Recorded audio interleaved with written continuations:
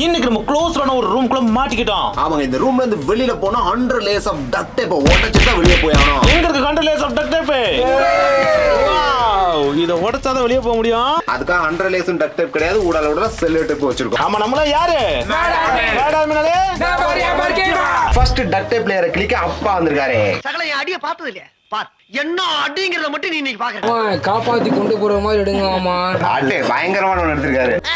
மசால் கடை வச்சு எப்படி உடைக்கிறது? நீங்க தான் உடைக்கணும். மசால் கடை சாப்பிட்டு சத்தி ஏத்திட்டு உடைக்கிறீங்க இப்ப. கடவுளே, போடுங்கய்யா. மசால் கடல நோட்டி எவ்வளவு சேஃப்டி எடுக்கறாங்க பாத்தியா? அவ்வளவுக்கு கிரைண்டரா கிரைண்ட் சரியான மசால் கடை இருக்குப்பா. நல்லா இருக்கு. இந்த ஒரு இத வச்சு அப்பாவோட திறமையில பாப்பாரு 100 லேயரும் பிக்கிறாரு. போட உடைச்சிட்டு இருக்கீங்க. இன்னும் பயிற்சி வேண்டுமோ? சாப்பிட்டுட்டு சத்தி ஏத்திட்டு அடிங்க. உடைங்க. பரவாயில்ல ப்ரோ, பள்ளத்தை உருவாக்கிட்டாரு ப்ரோ.